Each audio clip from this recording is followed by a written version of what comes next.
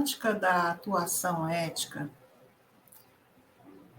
costuma trazer demandas e contextos bastante diferenciados pela complexidade da qual essa temática é revestida.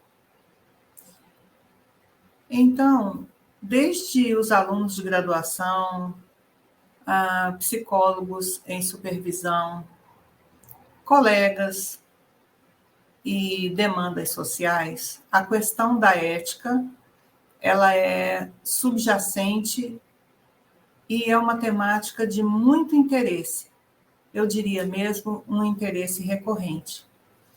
Portanto, eu considero que sempre é útil lembrar que, desde a formação do cadastro de cada cliente, a postura do psicólogo é muito importante. Desde o primeiro contato, a apresentação pessoal, trajes convenientes,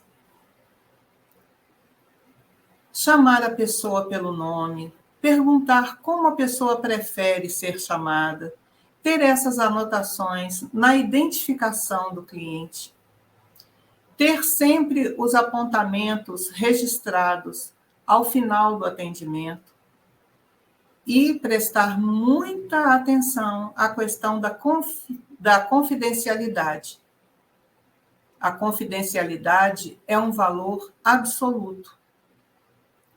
Quando um histórico precisa ir para uma supervisão, para um estudo de caso, o que vai é a inicial e não o nome. Então, eu penso que, a partir disso, se forma toda uma estrutura de respeito que se estende com a postura de acolhimento, com a postura de humanização, com uma escuta criteriosa e atenta ao histórico de vida do outro, a ser, em cada momento, um caminho de melhoria, um caminho de identificação com a prática clínica da psicologia. E isso demanda que o psicólogo mantenha o foco no histórico de vida do outro, que tenha como objetivo promover a melhoria ou a possibilidade de melhoria, e que, no contexto de cada atendimento, o melhor de cada palavra, de cada gesto, seja um indicativo de que essa pessoa chegou a um lugar confiável. E que esse contato proximal seja sempre terapêutico.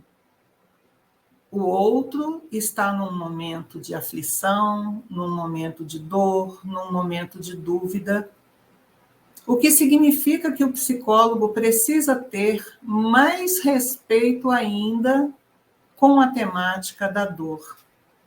A dor se reveste de muitas roupagens diferentes, e não raro, não apenas o sujeito, mas todo o grupo familiar pode permanecer imerso em dúvidas, em conflitos, em lutos, desde o luto de um filho idealizado, o luto de um casamento que foi idealizado e pode não ter sido o sonho que a pessoa teve.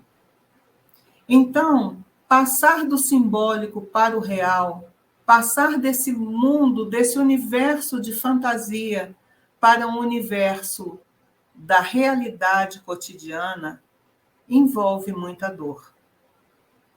E quando a pessoa é chamada pelo nome, quando a pessoa tem um olhar de acolhimento, isso por si só costuma gerar benefícios e é um facilitador para que a pessoa traga aproximações da sua fala e consiga identificar as questões que lhe são caras.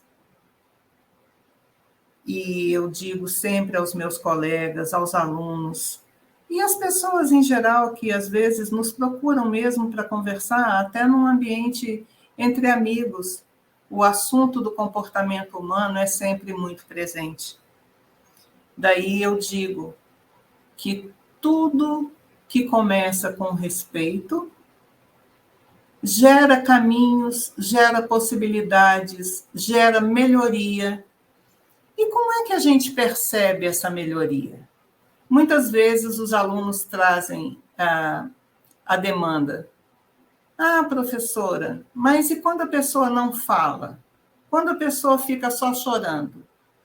Então, eu costumo dizer que o silêncio é uma forma de comunicação, as lágrimas são outra espécie de comunicação, e é preciso que o psicólogo se ponha disponível a compreender da melhor forma possível, em cada atendimento, o que se passa realmente na realidade, na subjetividade, no contexto, na história de vida daquele ser humano que está diante de nós. E eu vou mais além. Eu entendo que todo ser humano tem uma virtude escondida, um tesouro ainda não decifrado, e que é a continuidade dessa condição de disponibilidade que vai trazendo o outro para a superfície. Porque muitas vezes a pessoa em terapia não se dá conta do quanto está imersa em suas próprias questões, subjetivas.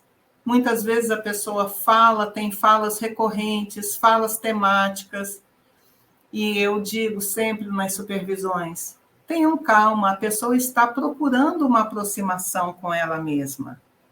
Tem assuntos que são muito dolorosos, e a pessoa precisa, às vezes, de muito tempo para ir se acostumando que ela pode dar conta de uma alteração de comportamento para melhor. Porque nenhuma mudança é simples, nenhuma mudança é fácil.